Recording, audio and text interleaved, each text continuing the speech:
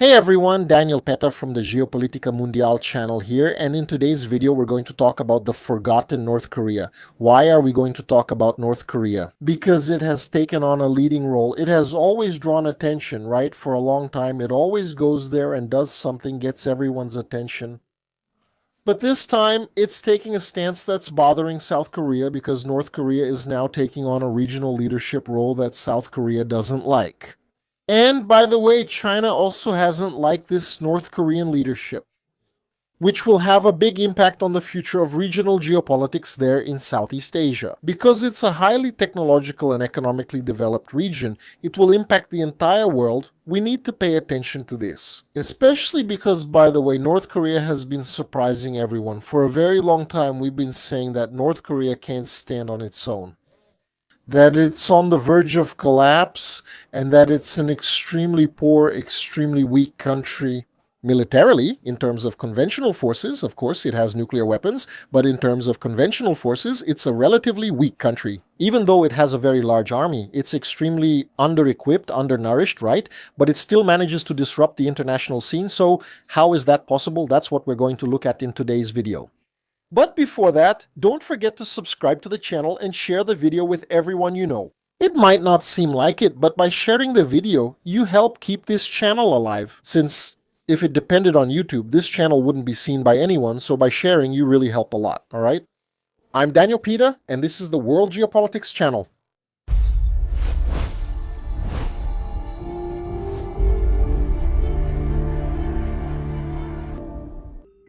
Well guys, you must have already heard the expression that the chubby guy from North Korea is insane, he's crazy, he's nuts. Well, the thing is, that's not really the case, because far from being insane or crazy, he's actually extremely rational. I'm not saying that the North Korean regime is good, I'm not saying that I would want to live in North Korea, obviously not. But there's nothing irrational about it, and this is where a lot of people get confused when they take dictators and portray them as irrational, voracious, and bloodthirsty beings and so on. Well, bloodthirsty. The North Korean leader has even shown that he is, but there's nothing irrational about it, quite the opposite. North Korea's geopolitical thinking, strategic vision, and foreign policy are extremely calculated, and they've been extremely effective. That doesn't mean I like it, it doesn't mean I agree with it, it doesn't mean I think it's the best model, but we have to stop and pay attention. How can a country with a GDP smaller than Espiritu Santos, a population the size of the city of São Paulo, is completely isolated commercially and technologically from the rest of the world, manages to bring to the same negotiating table the United States, China, Russia, Japan, South Korea, to negotiate, and worse, to negotiate on their terms? This is something that needs attention. Of course, the more superficial person will come and say it's because of the atomic bomb. And well, yes, the atomic bomb carries a lot of weight, but it's not just that. That's still not enough to explain this North Korean phenomenon. More than that, the North Koreans have developed a very interesting capacity for strategic perception. Just having the atomic bomb is not enough because look, Pakistan has the atomic bomb and it doesn't even come close to having this analytical capability. The opportunistic strategic policy that the North Koreans have, so it's more than that, although it's also that. In 2020 and 2021, you'll remember that we had COVID in the world, right? North Korea closed itself off even more. It's already a closed country, but it still maintains some relations with Russia, with North Korea, with China, with some countries in the Middle East. It completely shut itself down out of paranoia that the COVID virus would reach their country. And at that time, geopolitical analysts, Chinese professors, and so on, and at that moment, Chinese professors and analysts, they said that this time North Korea won't be able to handle it because it simply isolated itself even more, even though it's already isolated. And even the Chinese said that now it would be a matter of months before its leader, Kim Jong-un, would finally fall, because it was impossible to be totally isolated, and guess what? They didn't fall, which showed a greater resistance than even the Chinese themselves imagined. And then in 2022, with the war in Ukraine, when Russia invaded Ukraine, the North Koreans in the following years managed to take advantage of that. But before getting to the icing on the cake, I need to briefly explain this North Korean context. And here we need to quickly go back to the Korean War. the Soviet Union supplied and equipped the North Korean soldiers to fight against the United States and South Korea. It turns out they didn't get directly involved because there was a calculation in Moscow that if they did, it could finally lead to a Third World War. So, they managed to convince China to enter North Korea, helping the North Koreans at their last moment when the North Koreans were finally about to be defeated. This created a triangular relationship between North Korea, China, and Russia.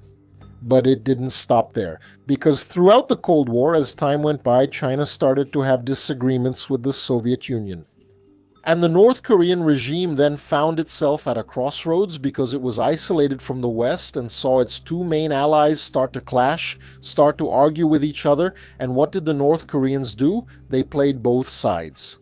They managed, sometimes getting closer to Beijing, sometimes getting closer to Moscow, taking advantage of them, giving the North Korean regime a lifeline, even in a very bad situation. But the Cold War ended. In the 1990s, with the end of the Cold War, Russia could no longer afford to maintain the superpower status that the Soviet Union had, and because of that, they stopped helping North Korea, and the North Koreans found themselves with no option but to turn to China. And that made them extremely dependent on China. But they didn't like that.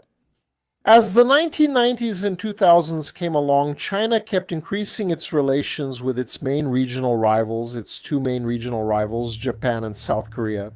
In South Korea, increasing numbers of Chinese were moving there, while more South Koreans were relocating to China. And that's not to mention the huge and deep relationships they had in terms of technological cooperation and trade.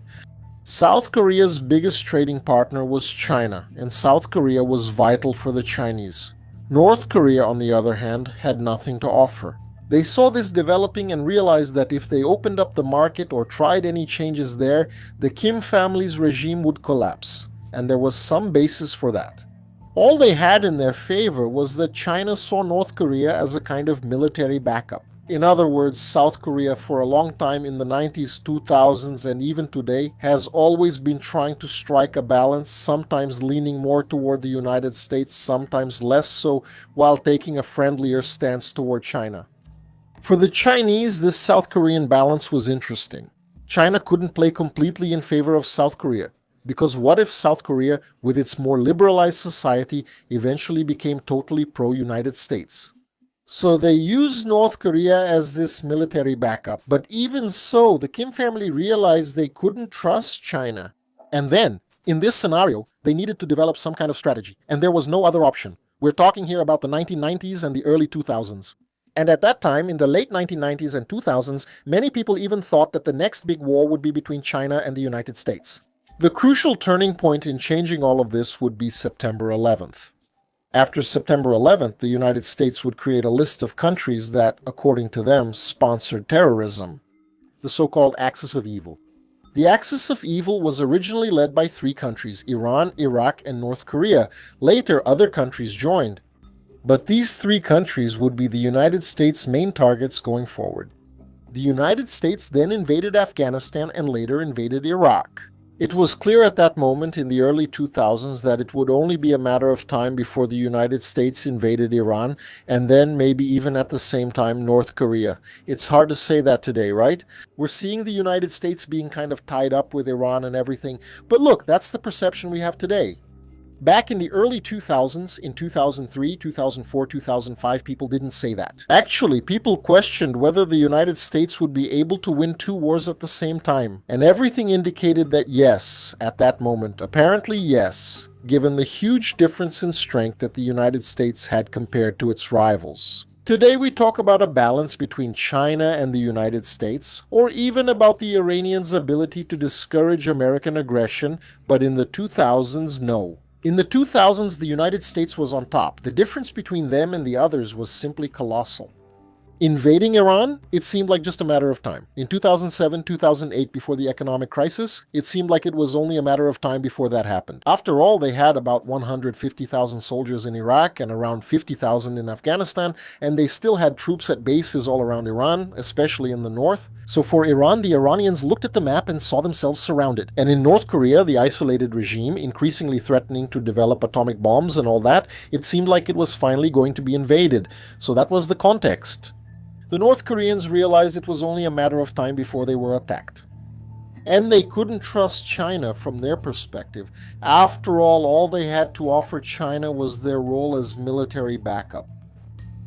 Of course, China wouldn't like a North Korean regime collapse where a unified peninsula would be a concern for the Chinese. But the Kim family wasn't sure if the Chinese would be willing to enter into a conflict. So what did they do? They developed an atomic bomb.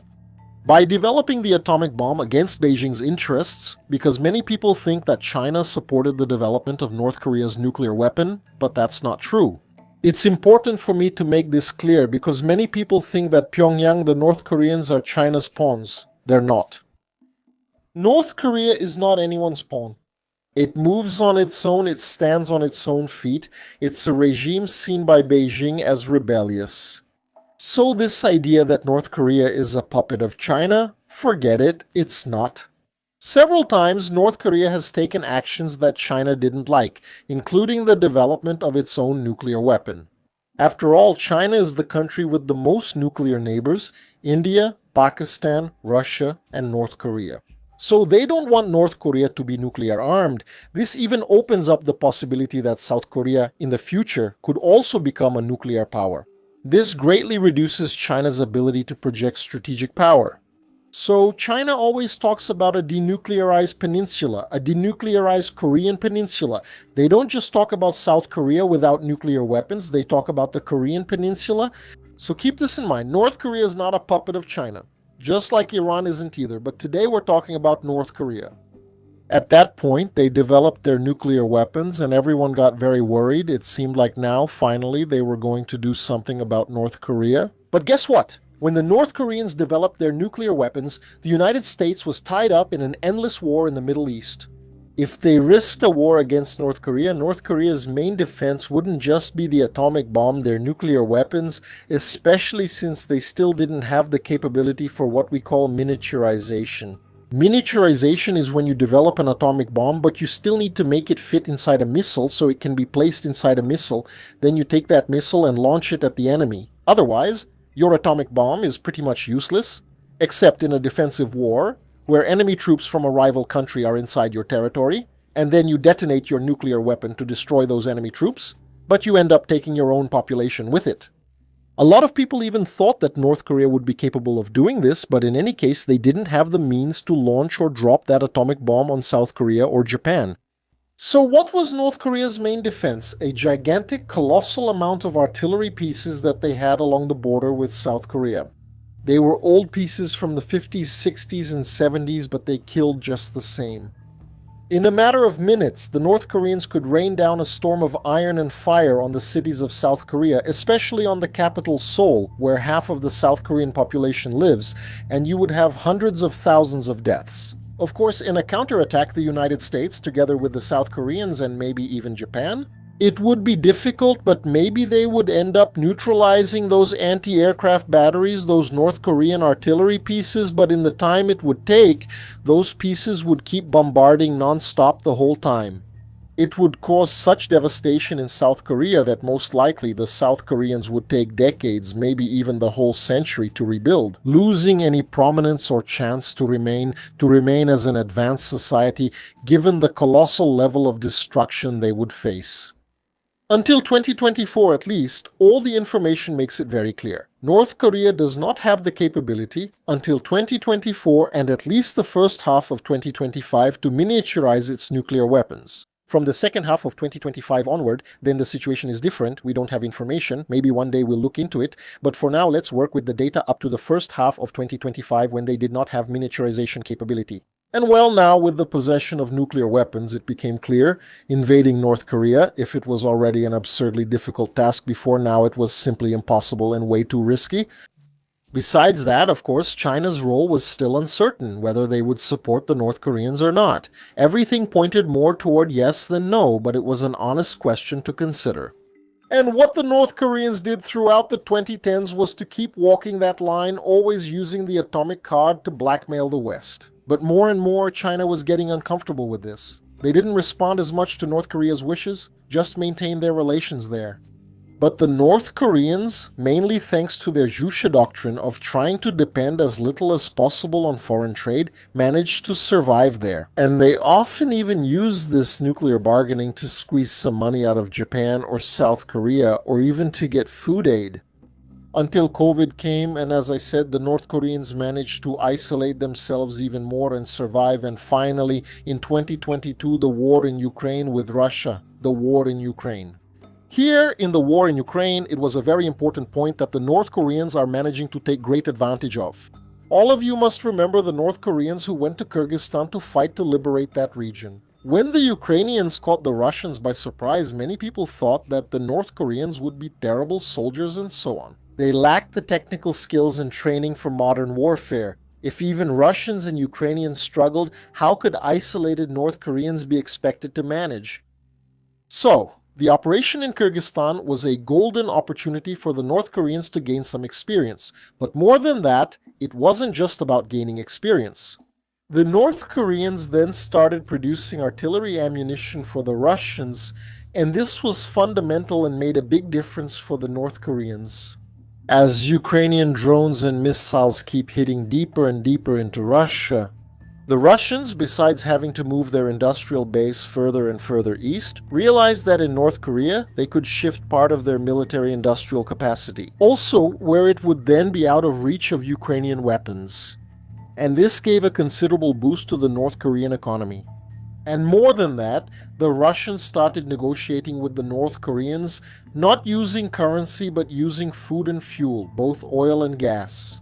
This gave a huge boost to the North Korean economy, which now realized it was no longer so dependent on China. The economic relations with Russia caused trade with China, for the first time in decades, to start declining. The North Koreans once again balanced their relations with Moscow and Beijing, just like during the Cold War. But it doesn't end there, because now even Donald Trump's United States is starting to talk directly with the Kim family. Kim Jong-un had already negotiated in the past, back in 2018 and since then, including under the Biden administration and then under Trump. Going back, Trump showed that they want to talk directly with Kim Jong-un. In other words, with the North Korean regime removing South Korea's role as an intermediary, which has viewed this with suspicion. So the current scenario is, North Korea has been talking directly with the United States without using South Korea as an intermediary and has greatly reduced its dependence, largely thanks to its closer relationship with Russia. So we have a rather strange change here, which gives the North Korean regime a longer lease on life, as it has proven to be resilient, but of course China doesn't like this. In addition to Russia moving part of its military-industrial production to North Korea and also increasing its economic relations with the North Koreans, it has even signed a mutual defense treaty. This is important. Look, Russia hasn't signed a mutual defense agreement with Iran, for example. On the contrary, the Russians balanced their relations with Israel and Iran. Iran is a military backup against the American presence in the Middle East. But at the same time, the Russians have a very deep relationship with Israel, given the number of Russian Jews living in Israel and the huge investments Israelis have in Russia. But with North Korea, they have a mutual defense agreement. In other words, if someone attacks North Korea, Russia publicly states that it will come to the defense of the North Koreans. If the United States withdraws from the Middle East, the Iranians could become an opposing force to the Russians in the future. No one can guarantee otherwise, both in Central Asia and in the Caucasus. But in the case of North Korea, there isn't anything that puts the North Koreans in opposition to the Russians. But it could make the North Koreans become a Russian military backup if, in a scenario where the United States withdraws, the Russians and the Chinese start to have disagreements. A lot of people think that the relationship between Russia and China is one of alliance, trust, and deep friendship, but that's not the case. These two countries have a history of centuries of mutual distrust, rivalry, and they've almost gone to war several times. So you can't overestimate the relationship between Russia and China, especially without a major common enemy. That enemy, the United States. If the distancing from the United States really happens, Russians and Chinese will start to clash, because they have areas of rivalry, specifically the Central Asia region, and then North Korea sees this balance between Moscow and Beijing in a positive light. As the war in Ukraine escalates, the Russians run the risk of becoming overly dependent on China. We saw this in 2022 when there was that avalanche of sanctions against Russia, but the Russians aren't fools or anything. They started looking for alternatives so they wouldn't depend on the Chinese. Russia's first big bet was India. The second big bet was the African countries. The third bet was the Middle Eastern countries. And now there's a bet, which is the fourth big bet, but it could become the main one in the future because it's not just about economic relations, but also military ties with the North Koreans. And as Japan talks about remilitarization, South Korea also begins to signal a small possibility of a military alliance with Japan. With South Korea also aligned with the United States, Beijing sees this relationship between Moscow and Pyongyang as a serious problem in the future. If this is confirmed, we can imagine a scenario of alignment: Russia, North Korea, and South Korea, Japan, and the United States. It's still too early to say. After all, I'm talking about something that could happen in 15 or 20 years, but it's a scenario that is becoming more and more realistic. But there's still another very important scenario that we can consider. After all, the United States is less and less interested in getting involved in major conflicts in the future. But South Korea, on top of that, as I said, has a very deep relationship with China. Very deep. It's historical, it's economic, it's migration related, given the number of people from both countries living in each other's countries, and much more than that. I wouldn't even doubt that in a hypothetical scenario in the future, around 2035, 2040, 2050, we might see an alliance between China and South Korea against an alliance of North Korea and Russia. I'm not saying it's a prophecy, but it's also a plausible scenario. Anyway, North Korea now, by talking directly with the United States and reducing its dependence on Eastern China by getting closer to Russia, is positioning itself as a central player. And we can't forget the demographic crisis that has been devastating for South Korea. North Korea might, ironically, and even in isolation in the future, manage to hold out long enough to negotiate with South Korea in a unification scenario that favors Pyongyang's terms rather than Seoul's. Everything will depend on how the demographic crisis continues to affect these two countries, North Korea and South Korea, which at this moment is hitting South Korea much harder. Thank you all, I hope you enjoyed it. Let me know in the comments what you think about North Korea. Could it be that, ironically, we might see North Korea not only surviving, but ironically, to everyone's surprise, taking on a position of regional leadership? Everyone would be shocked because honestly, I wouldn't have bet on that years ago, but now who knows? Now let me talk to you seriously. Do you like the journal Geopolitica Mundial channel? Because if you like the World Geopolitics news channel and want to help it keep existing, stay alive, become a channel member. More than 90% of the channel's revenue comes from members. So, by becoming a member, you make sure that the World Geopolitics channel keeps existing, and in return, you'll get access to a series of exclusive videos for members. Geopolitical history of China, geopolitical history of the United States, geopolitics of the Mongol Empire, and there are also courses, there's a lot of stuff. And in exchange for this content, you also make sure the channel keeps existing. Thank you all, hugs, and see you in the next video.